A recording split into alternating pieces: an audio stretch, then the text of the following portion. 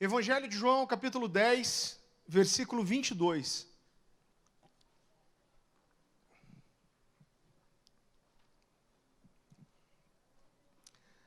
A palavra do Senhor diz assim: celebrava-se em Jerusalém a festa da dedicação, era inverno.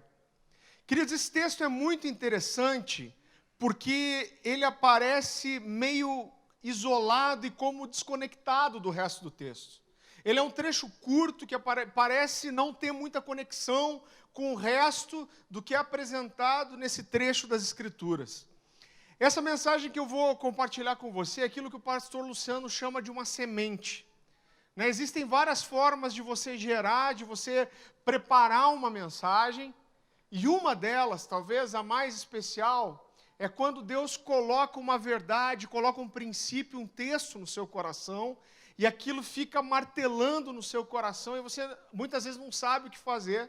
O pastor Luciano chama isso de uma semente. Ele fala, olha, muitas vezes Deus ele vai te dar uma semente, uma palavra, um texto, e quando isso fica martelando no seu coração, talvez o seu papel, a sua responsabilidade, seja lançar essa semente no solo e regar essa semente para que ela gere alguma coisa que Deus está preparando.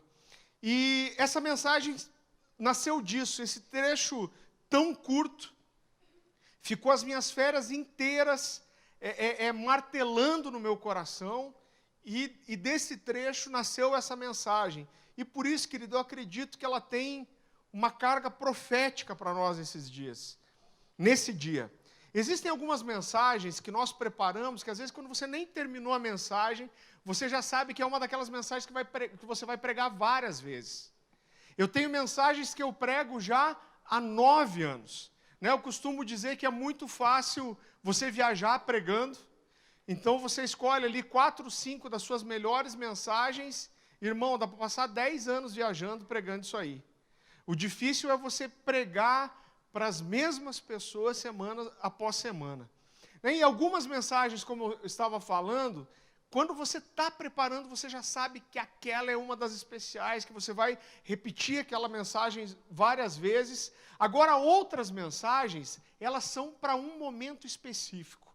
Algumas mensagens, elas são para serem pregadas apenas uma vez, elas são apenas para um dia. E eu creio que esse é o caso, eu creio que essa mensagem, ela é uma mensagem só para hoje. Esse é o momento, esse é o tempo dela.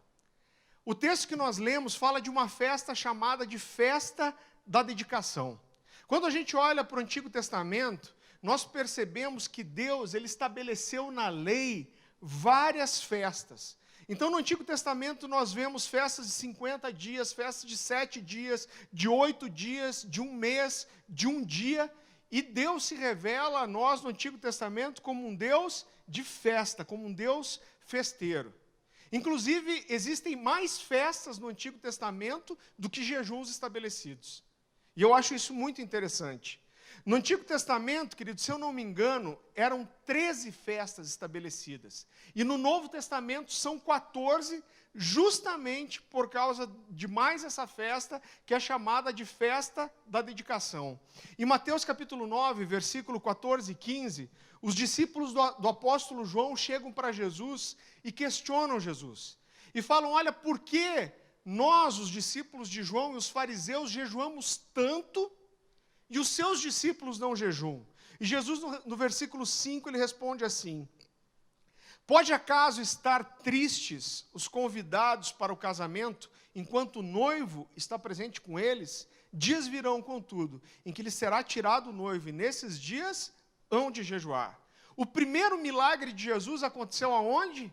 Em uma festa de casamento. A Bíblia fala que há festa no céu quando um pecador chega ao arrependimento. Esse mesmo texto é o texto onde Jesus propõe uma parábola e ele faz a seguinte pergunta, ele diz, olha, qual é a mulher que tendo 10 dracmas perde uma? E quando perde essa dracma, ela não acende uma candeia, ela não varre a casa diligentemente até encontrar essa dracma. E quando ela encontra, ela chama as suas amigas, ela divide a sua alegria para que juntas elas possam celebrar. A Bíblia fala das bodas do Cordeiro, que é uma festa de casamento que acontecerá entre Jesus e a sua igreja. Então, Deus é um Deus de festa. E aqui, querido, nos aparece uma festa chamada de festa da dedicação. Agora, o que era essa festa da dedicação? No ano de 168 a.C., um homem chamado Antíoco foi estabelecido como rei da Síria. Antíoco ele ficou exilado em Roma, se eu não me engano, por 8 anos, e Roma decidiu estabelecer esse homem como rei da Síria. Ele reinou por 11 anos, e ele ficou conhecido como Antíoco Epifânio o Louco, para você ter uma ideia de quem era esse homem. E ele foi provavelmente o pior perseguidor da história do povo judeu. A Síria se tornou escrava de Roma, então Antíoco Epifânio ele começou a governar a Síria a serviço de Roma, e ele foi designado para cuidar de alguns interesses dos romanos. E durante o reinado de Antíoco, surgiu um rumor de que os judeus eles estavam se organizando para uma rebelião contra o Império Romano. Isso foi em 168 a.C. E quando Antíoco Epifânio ficou sabendo disso, ele organizou o seu exército, ele invadiu Jerusalém, e nessa invasão foram mortos 40.000 judeus. A gente vê, queridos, na televisão hoje alguns eventos que acontecem, quando uma pessoa com uma arma, um rifle, uma metralhadora entra numa escola e mata várias pessoas. Agora você consegue imaginar o que é o terror de um exército invadir uma cidade e matar 40.000 pessoas, não com uma arma, mas no fio de espada e lanças? Você consegue imaginar o terror disso? Então esse homem ele invade Jerusalém, ele mata 40.000 judeus nessa ocasião, e ele, não satisfeito com isso, ele invade o templo, que ele sabia que era o lugar mais sagrado para os judeus. Ele rouba todos os utensílios sagrados do templo, e não satisfeito, ele entra no lugar santíssimo, ou no Santo dos Santos, e ele comete o maior ato de blasfêmia que poderia ser cometido. Ele manda sacrificar um porco no altar, em homenagem a Zeus. Depois que esse porco é sacrificado no altar do holocausto, ele manda tirar o sangue do porco, aquele sangue é misturado com fezes, e ele suja todo o altar, as paredes, o chão, ele profana todo o templo com aquela mistura de sangue de porco, que era um animal impuro, proibido na lei, e ele profana todo o templo. Esse é o templo que foi reconstruído por Esdras e Neemias, e ele profana todo o templo.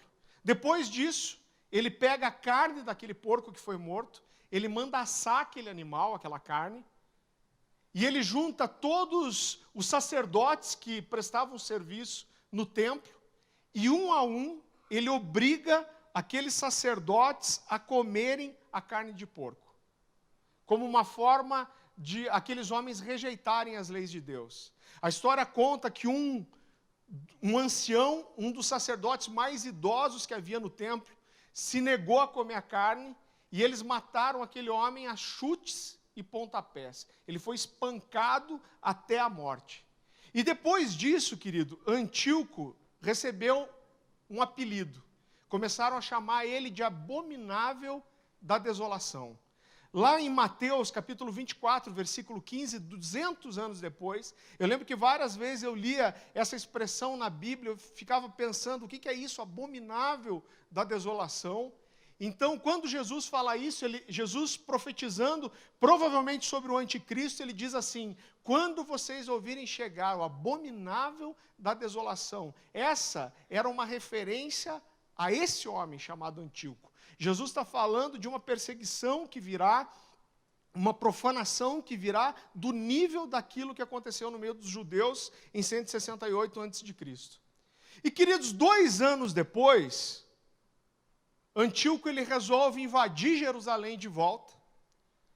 E dessa vez, olha como esse homem foi usado pelo diabo, como ele teve uma criatividade demoníaca. E esse homem ele resolve invadir Jerusalém em um sábado, na expectativa que os judeus preferissem morrer a se defenderem no sábado. E foi o que aconteceu. Ele pegou seu exército, ele levou para Jerusalém, invadiram Jerusalém no sábado. Os judeus se negaram a se defender no sábado e muitos judeus foram mortos mais uma vez. E dessa vez Antíoco conseguiu dominar toda Jerusalém e dominar o templo. E depois disso, depois de dominar os judeus, ele começou a estabelecer várias leis que levavam o povo judeu a descumprir as leis de Deus. Por exemplo, ele proibiu que as crianças fossem circuncidadas. A história conta que uma mulher que tentou circuncidar 2 filhos seus escondidos, ela foi levada pelos soldados ao alto do muro de Jerusalém e eles jogaram ela de lá de cima e seus 2 filhos, matando os 3. Então, querido, que as atrocidades que esse homem fez foram terríveis. Os sacerdotes que não caíram em idolatria, porque ele mandava os sacerdotes fazerem 2 coisas: prestar adoração aos deuses pagãos, principalmente a Zeus, e comer carne de porco. Os sacerdotes que não faziam isso eram mortos. Então, quem não caiu em idolatria e quem não for morto, teve que fugir, a maioria deles, para cidades nos arredores de Jerusalém. Quando Antíoco descobriu que vários sacerdotes tinham se escondido em pequenas cidades, ele mandou soldados para todas essas cidades em busca desses sacerdotes, para que obrigassem eles a adorar os deuses pagãos, a comer a carne de porco, senão eles deveriam ser mortos. E a história conta que um soldado encontrou numa cidadezinha perto de Jerusalém um sacerdote idoso e um outro judeu com ele. O nome desse sacerdote era Matias. E esse soldado tentou obrigar os dois a prestarem adoração ao ídolo e comerem carne de porco. No princípio eles se negaram, mas quando eles foram ameaçados de morte, o judeu que estava com Matias caiu de joelhos em adoração para um daqueles ídolos. E, querido, num rompante de indignação e de coragem, esse idoso avançou sobre aquele soldado sírio, e ele matou aquele soldado, e matou seu amigo judeu que tinha caído em idolatria. A princípio isso não foi intenção dele, mas a notícia do que Matias tinha feito se espalhou, e em pouco tempo, 5.000 homens já estavam junto com Matias, pedindo para que ele organizasse um exército. E Matias se tornou o líder daquilo que ficou conhecida como Revolta dos Macabeus. E, queridos, depois de alguns meses de guerra, Matias foi morto. E quem assumiu o lugar dele à frente da batalha foi um dos seus filhos, chamado Judas. Judas recebeu o apelido de Macabeu, que significa martelador, porque ele fazia jus a esse nome. A história conta que Judas Macabeu começou a desferir vários golpes consecutivos ao exército sírio, vencendo várias batalhas seguidas, sucessivamente, e ele ficou conhecido como Macabeu, o martelador, por causa disso. A história conta algo muito interessante. Diz que Judas Macabeu, ele se recusava a chamar os seus guerreiros de soldados, mas ele dizia que aquele pequeno exército de homens eram simplesmente adoradores do Senhor. E, queridos, várias batalhas aconteceram, Judas foi ganhando todas elas, mas depois de um certo momento, o exército da Síria resolveu juntar as suas forças para acabarem com Judas Macabeu de uma vez, e eles reuniram 70.000 homens e foram para Jerusalém. O exército de Matias, na época, agora tinha 10.000 homens, então eram 7-1. Eles tinham certeza que iam morrer, mas eles oraram, clamaram ao Senhor por misericórdia, e de uma forma sobrenatural, esses 10.000 homens botaram 70.000 para correr. Quem não morreu, fugiu. E Judas Macabeu, ele conseguiu retomar Jerusalém, ele retomou o templo, e exatamente 3 anos depois daquele porco ter sido morto no altar, do templo ter sido profanado, Judas, ele restabeleceu o templo, ele reconstruiu o que tinha sido destruído, ele mandou lavar, limpar o templo, e o templo foi consagrado de volta em 166 a.C., isso mais ou menos na metade de dezembro. E, querido, esses homens, por 8 dias, eles celebraram a consagração e a dedicação do templo. Por 8 dias eles celebraram, eles adoraram, eles cantaram, eles dançaram, eles fizeram refeições e eles celebraram a santificação e a nova dedicação do templo. Essa festa foi chamada de Hanukkah, ou Festa da Dedicação. E até hoje, querido, mais de 2000 anos depois, os judeus ainda celebram essa festa. O primeiro texto que a gente leu foi de João capítulo 10, versículo 22. Se você for um versículo para baixo, você vai perceber que Jesus participou de uma dessas festas da dedicação no templo nos dias dele. E a primeira coisa que eu quero destacar para você nessa tarde é que a nossa santificação e a nossa dedicação ao Senhor, ela nunca deveria ser vista como um peso, mas ela deveria ser vista como motivo de festa. A festa que esses judeus fizeram, a celebração, querido, era pela consagração do templo. E eu quero confessar para você que por muito tempo, querido, eu olhei para os mandamentos e eu fui educado desde criança na palavra, nos mandamentos do Senhor, mas por muito tempo eu olhei para os mandamentos como se fossem uma exigência justa da parte de Deus. Então eu olhava para os mandamentos, aquilo que Deus me orientava, aquilo que Ele exigia de mim, aquilo que Ele estabelecia como pecado, e eu dizia para mim mesmo, olha, Deus me amou, Deus me salvou, Deus me propõe uma vida eterna, Ele cuida de mim, Ele me prospera, então é justo que, em contrapartida, Deus exija de mim uma série de coisas que agradam a Ele. E essas exigências que lhe agradam são os mandamentos. Então eu via a minha santificação como um sacrifício necessário, como um peso que deveria ser carregado. Mas lá na primeira epístola de João, eu quero que você abra comigo, 1 João, capítulo 5.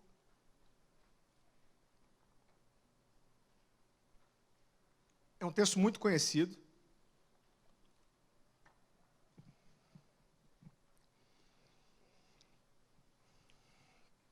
Primeiro João, capítulo 5, versículo 3. A palavra do Senhor diz assim: porque este é o amor de Deus, que guardemos os seus mandamentos. Ora, o amor de quem? O amor de Deus. Que guardemos os seus mandamentos. Ora, os seus mandamentos não são penosos. E eu descobri, querido, que os mandamentos, guardar os mandamentos, ou a existência dos mandamentos, eles não provam só o meu amor por Deus. Porque guardar os mandamentos provam, sim, o meu amor por Deus. Jesus disse: aqueles que me amam são aqueles que guardam os meus mandamentos. Então, os mandamentos provam o meu amor com Deus, mas não só isso. Os mandamentos, eles provam também o amor de Deus para comigo. Então, querido, a santidade que Deus exige no meu casamento, a honestidade que Deus exige de mim nos negócios, o amor que Deus me orienta a ter pelo próximo, eles não promovem a felicidade de Deus, mas eles promovem a minha. Eu demorei para entender isso. Quando eu guardo os mandamentos, isso não promove a felicidade de Deus, mas promove a minha felicidade. E isso precisa ser celebrado. Eu acredito que na última mensagem que o pastor Luciano pregou aqui, em dezembro, já é uma das minhas preferidas. É uma mensagem, se você não ouviu, ouça no Orvalho, chamada Festa da Santidade. O pastor Luciano, ele retrata muito bem isso, por isso eu não quero gastar tempo, não quero explorar tanto isso. Mas ele usa um texto como referência para a sua mensagem, que é 1 Coríntios, capítulo 5. Abra comigo lá, por favor. Primeira carta de Paulo aos Coríntios, capítulo 5.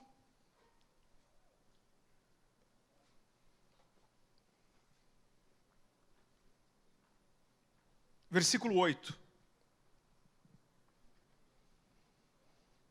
E a palavra do Senhor diz assim: por isso celebremos a festa, não com o velho fermento, e nem com o fermento da maldade e da malícia, mas sim com os asmos da sinceridade e da verdade.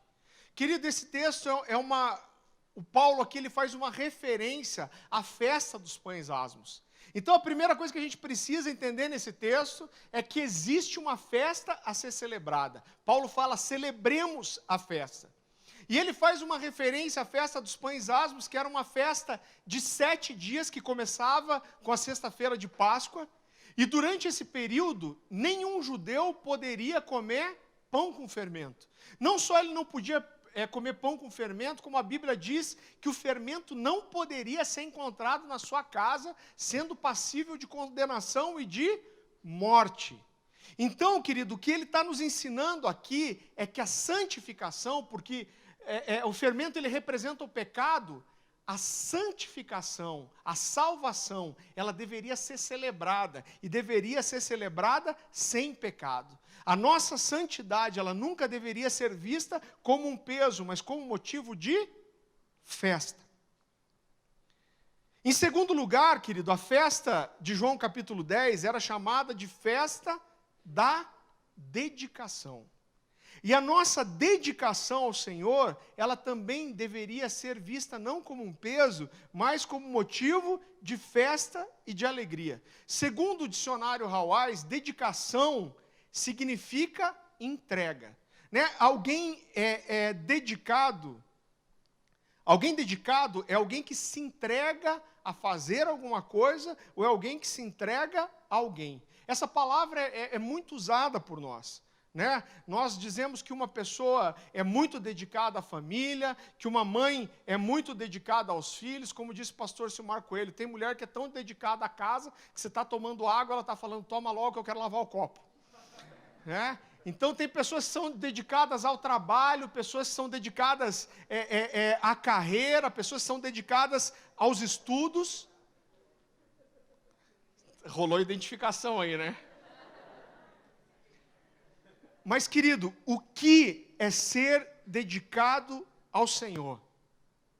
Nós temos muitas pessoas dedicadas aqui. É muito bom estar voltando de um período de férias, eu olho aqui, eu vejo vários rostos conhecidos, de pessoas que eu caminho perto, que estão perto de mim há anos, e eu sei quantos de vocês são muito dedicados, não só na vida de oração, na vida devocional, mas naquilo que fazem para o Senhor. Nós temos aqui líderes que são extremamente dedicados em cuidar de pessoas, em discipular pessoas, em fazer visitas, em orar por doentes, em dar o ombro para o outro chorar, em abençoar financeiramente outras pessoas, em aconselhar, em interceder. E a grande verdade é que todo envolvimento ministerial ele exige um nível alto de entrega. Servir exige entrega. Quando a gente chegou no final do ano aqui, eu tive uma reunião com os nossos líderes, irmão, estava todo mundo esgualepado, né? Cansado do ano, desgastado por muitas coisas. Por quê? Porque a nossa dedicação ao ministério, ao serviço do Senhor, ela pode sim se tornar pesada. No finalzinho do ano passado, nós tivemos uma reunião informal aqui, mas muito produtiva, com o pastor Silmar Coelho. Ele veio ministrar aqui na igreja, e o pastor Marciano marcou um café com ele aqui no escritório da igreja, e a gente teve um tempo muito precioso com ele, falou muitas coisas interessantes, e uma das coisas que me chamou muita atenção, ele falou sobre a pressão que a igreja exerce sobre aqueles que decidem se envolver com o ministério. E ele disse assim, olha, na igreja você encontra sempre 3 tipos de pessoas.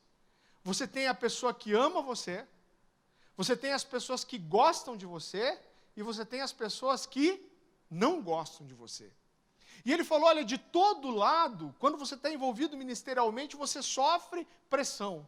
Porque as pessoas que gostam de você, elas querem sempre que você esteja presente, elas querem que você ore por elas querem que você ouça o problema delas, elas querem que você faça uma visita, elas querem que você ligue para tal pessoa, porque você que é bom, porque você que é importante, porque você que sabe fazer, elas querem que você pregue, elas querem que você estude, elas querem que você tenha sempre uma palavra para ela. Tem gente que chega para você e fala assim, pastor, o que Deus está falando sobre meus respeitos para você?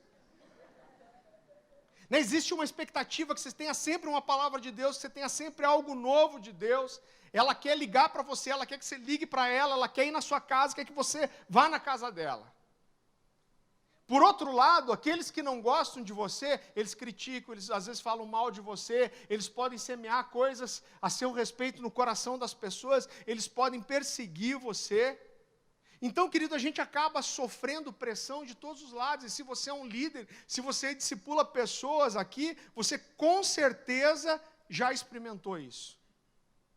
E, querido, essa dedicação ao Senhor e ao ministério, ela pode sim se tornar um peso. Eu conheço muitas pessoas que sonharam durante muitos anos com o ministério e hoje estão tão desgastados com aquilo que fazem que elas já não têm prazer nenhum no ministério. Elas já não encontram satisfação nenhuma no ministério, naquilo que fazem. Eu fui convidado para ministrar num evento agora em março. É um congresso com vários pastores e tem um único tema, o esgotamento pastoral. Querido, esse ano foi um ano recorde. Foi um ano recorde em suicídio de pastores. Eu não sei quantos de vocês acompanharam, mas a todo mês, a todo momento, nós recebemos notícias, informações de pastores que se suicidaram. E muitas vezes, querido, quem coloca o peso sobre nós somos nós mesmos. Né? Você precisa orar, você precisa jejuar, você precisa acordar cedo, você precisa orar de madrugada, você precisa visitar, você precisa atender, você precisa falar, você precisa ter uma palavra de Deus, você precisa preparar uma mensagem. As pessoas vêm para nós e elas têm uma expectativa. Né? Então, e é muito engraçado, irmão, que as pessoas querem que você jejue, que você seja cheio de Deus, mas elas querem encher você de comida também. Então vai na casa do irmão e fala que você não vai tomar café porque você está jejuando. É briga, irmão. Inclusive, eu quero dizer para vocês que é muito difícil ser pastor e ser magro, irmão. Pastor Francisco faz fotossíntese. Porque os irmãos só sabem honrar a gente com comida, irmão. É panetone, é chocolate, é churrascaria, mas nunca ninguém vem para você e fala assim, ô pastor, eu queria te abençoar, te trouxe aqui um vale academia. Pastor, trouxe um presente para você, posso entregar na sua casa? Pode, o que é? Uma esteira. Ninguém faz isso, irmão. Né? Pastor, está aqui um vale lipoaspiração. Ninguém, os caras querem socar comida na gente. Hoje de manhã eu preguei essa mensagem, no final do culto veio um casal para mim e falou, pastor, você nunca mais vai poder dizer que ninguém te deu uma academia. Eu falei, por quê? Pastor, a gente tem uma academia e a gente está dando um vale vitalício para o senhor na academia.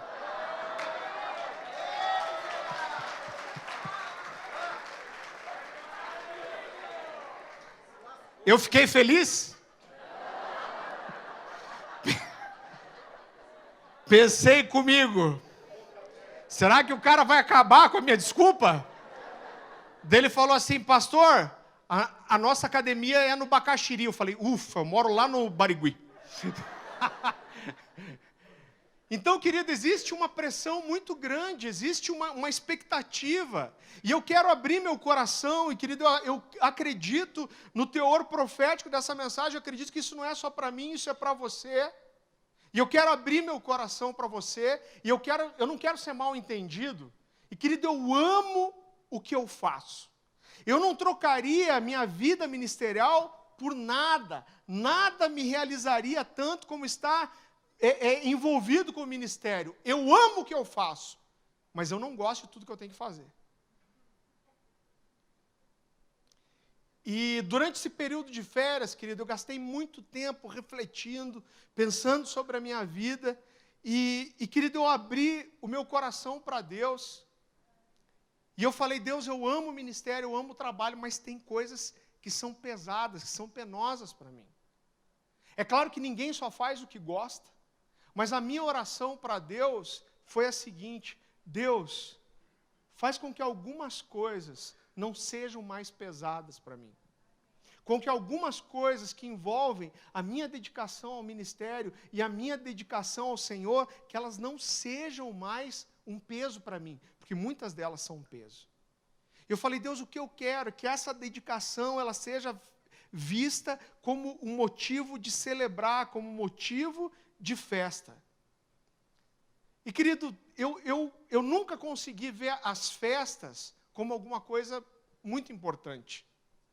Eu nunca fui muito de celebrar nem aniversário. Agora, minha esposa, graças a Deus, ela é o oposto de mim. Ela gosta de fazer festa para tudo. Se eu botar 20 peixinhos no aquário, ela vai querer fazer 20 aniversários para os peixes durante o ano. Né? E o que Deus tem ministrado ao meu coração, querido, o que Deus tem ministrado ao meu coração é que não basta apenas pregar, tem que fazer festa. Não basta apenas orar, tem que fazer festa. Não basta apenas jejuar, tem que fazer festa. Não basta apenas discipular, tem que fazer festa. Não basta apenas aconselhar, tem que fazer festa. Cada conquista na nossa vida, ela deve ser celebrada. Queridos, na metade do ano passado, eu lancei esse livro aqui, chamado Valentes pela Verdade. Inclusive, essa história de Judas Macabeu, ela está aqui dentro. Eu tenho um capítulo, parte de um capítulo dedicado a só esse período interbíblico, dos judeus que morreram defendendo a fé. Se você quiser saber mais sobre isso, está aqui nesse livro. E, querido, o meu primeiro livro eu lancei em 2007. Em 2008 eu lancei o Marcados pelo Espírito e eu fiquei 9 anos sem publicar nada. Por uma série de questões, eu falei algumas coisas sobre isso em outra mensagem aqui já. E, queridos, depois de 9 anos, o pastor Luciano me lançou um desafio 3 meses antes do Desperta, ano passado. Ele falou, vamos lançar seu livro no Desperta, 3 meses depois. E eu abracei aquilo, entendi que era de Deus. E quando eu estava quase terminando o meu livro, sabe o que eu tinha programado para o lançamento do livro? Nada.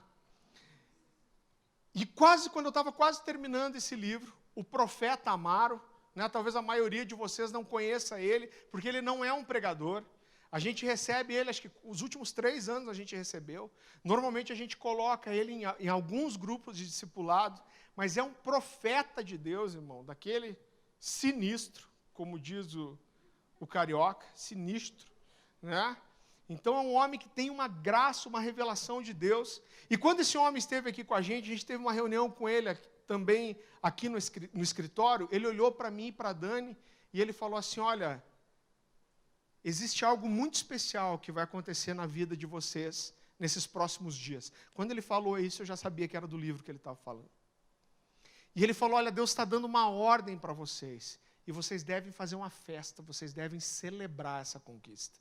E eu lembro que era um período onde a grana estava curta, né, as finanças estavam apertadas, e ele falou para a gente, olha, vocês não vão fazer grande coisa, mas vocês vão escolher um pequeno grupo de pessoas, eu lembro da palavra que ele usou, vocês vão chamar só aqueles da patota, né, aquele grupo mais próximo, e vocês vão chamar essas pessoas, mas vocês vão preparar uma mesa para essas pessoas, e vocês vão fazer uma festa com elas, vocês vão celebrar e vocês vão dividir essa alegria. Ele falou assim, é uma ordem de Deus, Deus quer ensinar algo para vocês, e isso é profético. E, querido, eu lembro que a gente saiu já da reunião, eu falei com a Dani, aquilo caiu no nosso coração, como algo vindo de Deus, e eu lembro que a gente mandou uma mensagem para essas pessoas, todas as pessoas aqui da igreja, marcando uma reunião. Foi todo mundo cabreiro, né, irmão? E quando eles chegaram lá, eu falei, gente, na verdade a gente não vai ter uma reunião especificamente, mas a gente quer compartilhar uma alegria com vocês. Eu falei do livro que estava nascendo, eu marquei essa reunião assim para que coincidisse com a chegada do livro, eu queria que eles fossem os primeiros a receber, mas o livro atrasou 2 dias e eu não consegui dar, mas eu dei um vale-livro para eles. Falei, okay, eu vou fazer com dedicatória retroativa. Eu falei, né, eu quero que vocês sejam os primeiros a ganhar esses livros. Eu quero compartilhar essa alegria com vocês e eu quero que vocês celebrem isso comigo. E, queridos, Deus tem ministrado isso muito ao nosso coração, da importância, querido, de se celebrar. Nós nos reunimos, a gente orou junto, nós rimos, nós nos alegramos e nós fizemos festa. Então, querido, não basta se dedicar. A dedicação deve ser uma festa. Nesse ano, repita assim comigo, nesse ano, eu vou celebrar mais do que nunca. Queridos, e aqui eu acredito que nós começamos a entrar no ponto profético dessa mensagem. E Deus normalmente Ele me dá uma palavra sobre o ano, Ele fala de coisas que Ele quer ministrar ao nosso coração. Eu entendo que nós, os pastores, como cobertura sobre essa casa, quando Deus nos traz algo, isso normalmente não é só para nós, mas isso reflete na vida da igreja, fala de algo que Deus quer fazer no nosso meio, e eu quero dizer que o que Deus tem ministrado ao meu coração é que esse ano é um ano de muita festa, de muita celebração. Então se prepare para celebrar. Em terceiro lugar, o texto diz assim: celebrava-se em Jerusalém a festa da dedicação, e era inverno. Eu lembro que quando o pastor Silmar Coelho esteve com a gente, ele falou outra coisa muito interessante, e ele falou, olha, eu olho para esse texto e me chama a atenção o fato de Deus fazer questão que nas Escrituras estivesse detalhado que eles celebravam a festa da dedicação, e era inverno. Então, nada está na palavra de Deus por acaso, querido. E mesmo durante os invernos da vida, nós devemos celebrar. O apóstolo Paulo diz que em parte nós profetizamos e em parte nós conhecemos. Eu conheço a vida de muitos de vocês, alguns de vocês eu me relaciono de forma muito próxima, e mesmo que a gente não consiga fazer isso com todo mundo, a gente tem uma ideia do que está acontecendo meio que por amostragem. Então, o seu grupo, ele provavelmente vai refletir aquilo que está acontecendo na igreja. E, queridos, sabendo o que muitos viveram esse ano, de qual é a situação econômica do nosso país, eu não preciso ser profeta para poder dizer para você que eu sei que esse ano foi, no mínimo, desafiador para muitas pessoas. E, queridos, celebrar no verão é muito fácil. Mas nós precisamos celebrar nos invernos da vida também. Eu quero ler um texto com você que é muito conhecido. Abra comigo em Abacuque.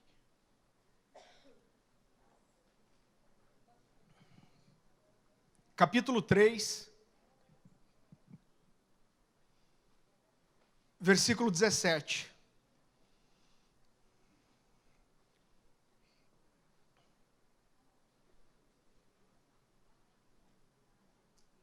Vamos lembrar, querido, que esse era um tempo em que as pessoas viviam única e exclusivamente daquilo que a terra produzia e daquilo que os animais podiam dar. Não existia outra fonte.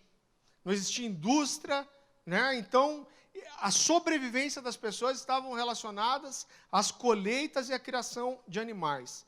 E Abacuque, capítulo 3, versículo 17, a palavra do Senhor diz assim: ainda que a figueira não floresça, e nem haja fruto na vide, o produto da oliveira minta, e os campos não produzam mantimento, as ovelhas sejam arrebatadas do aprisco, e nos currais não haja gado, todavia eu me alegro no Senhor e exulto no Deus da minha salvação.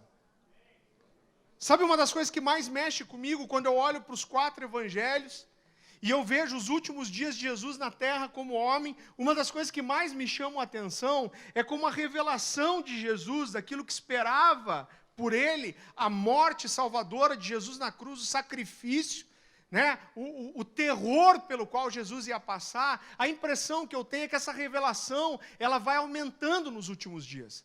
E quando chegam ali os últimos dias de Jesus, você vê que Jesus ele começa a falar bastante sobre isso. Ele fala, olha, eu não vou estar mais entregue com você, eu não vou estar mais no meio de vocês. Ele fala sobre o corpo que seria destruído. Ele fala que o filho do homem seria entregue nas mãos dos inimigos. E Jesus, ele sabia que ia morrer. E, queridos, um dia antes, a última noite de Jesus como homem com seus discípulos, no dia seguinte, ele seria, aliás, naquela noite, naquela madrugada ainda, ele seria preso pelos romanos, depois ele seria torturado, castigado e morto. Mas na última noite, uma noite antes disso, Jesus escolhe algo muito especial para fazer. O que ele faz? Uma celebração da Páscoa. Jesus sabia que ele ia morrer, ele sabia que ele seria torturado, ele sabia o que esperava por ele, mas ele manda os seus discípulos prepararem uma ceia, e ele gasta muito tempo com aqueles homens, ele lava os pés daqueles homens, ele celebra e ele come com eles. O terror que sobreveio sobre Jesus foi tão grande, que a Bíblia diz que quando eles estavam no Getsêmani, Jesus chama alguns dos seus amigos para orarem com ele, ele chega para os seus amigos e ele diz: a minha alma está extremamente aflita em uma agonia mortal. Olha o terror que sobreveio sobre ele. Em uma agonia mortal. A Bíblia fala que o suor de Jesus se tornou como gotas de sangue. Mas na noite anterior a isso, Jesus celebra a Páscoa com seus amigos. Judas Macabeu, querido, ele seria morto 5 anos depois da dedicação do templo. 5 anos depois, mas durante todos esses anos, sempre no meio de dezembro, ele fez uma festa de 8 dias, celebrando a dedicação do templo. E, querido, eu creio que esse é um ano de celebração. Sabe, algumas coisas acontecem, são seladas diante de um ambiente profético.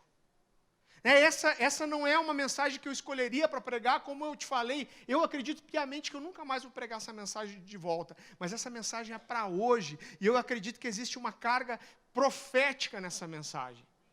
A década passada foi a década do ato profético. Então, todo mundo fazia ato profético para tudo. Não quero julgar o ato profético de ninguém. Mas era um tal de gente enterrando Bíblia na fundação da igreja. Era gente molhando estaca no óleo e fincando na praça. Era gente pegando lata de óleo e derramando de helicóptero em cima da cidade. Agora o valor, quando eu olho para as Escrituras, eu entendo que o valor de um ato profético está em esse ato profético ser uma resposta a algo que Deus pediu. E eu acredito que nessa noite eu estou sendo simplesmente mensageiro de algo que Deus me pediu para entregar para você. E se isso é verdade, existe uma resposta profética, existe um ambiente profético para isso, nesse momento, e coisas são seladas aqui. Querido, mais do que um ano de celebração, o que Deus tem falado ao meu coração durante esse tempo, e como eu te falei, eu acredito que como nós somos autoridade sobre essa casa, quando Deus traz algo para nós, isso não é só para nós, mas é para a vida da igreja. Se você faz parte dessa casa, isso é para você. E eu acredito que esse é um ano, querido, de novos começos. É um ano de retomar projetos parados, é um ano de começar de novo. Lá em João capítulo 10, versículo 10, Jesus, ele diz qual foi o motivo dele ter vindo até nós. E ele disse: eu vim para que vocês tenham vida e vida com abundância. Pastor, você está falando então que tudo vai vir bem, que eu não vou ter tribulação na minha vida? Pelo contrário, a tribulação é uma das promessas bíblicas para a sua vida. Não precisa reivindicar. Ela vai vir de qualquer jeito.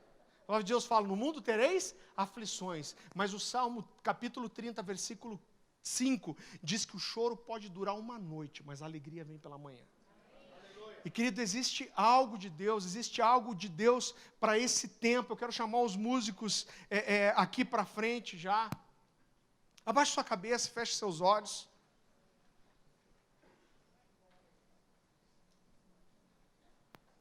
Querido, eu não sei como você tem se sentido nesse tempo.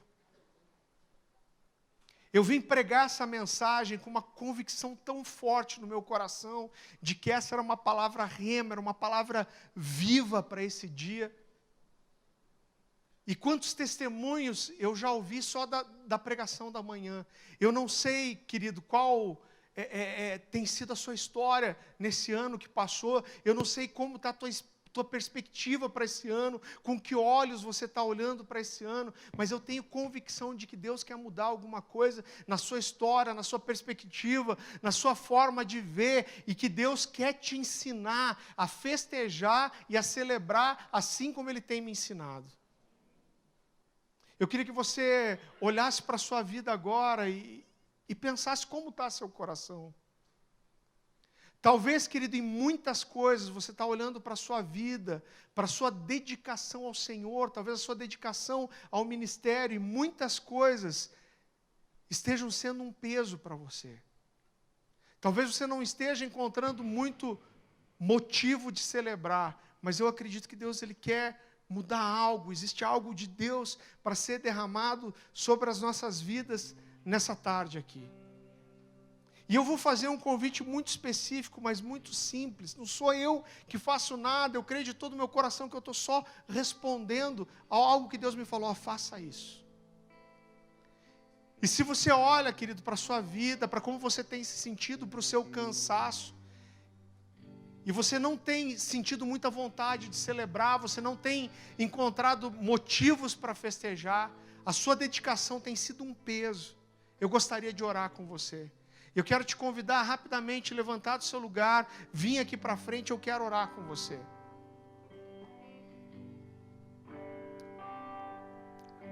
Não perca tempo, eu não vou demorar nisso.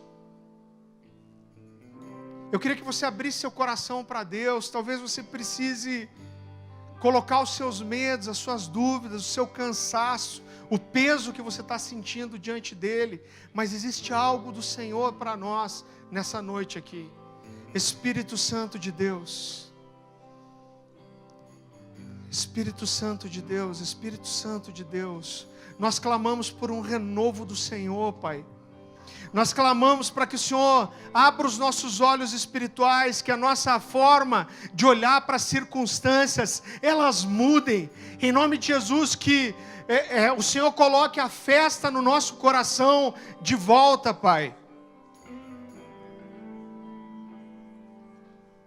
A Tua palavra fala que o Senhor é aquele que transforma, que muda a nossa sorte e transforma o nosso pranto em alegria, em gritos de júbilo. Em nome de Jesus, Senhor, traz um renovo sobre nós. Em nome de Jesus, que a nossa forma de olhar para as coisas seja transformada pela ótica, pela expectativa no Teu Espírito, pelo andar da fé, em nome de Jesus, Senhor.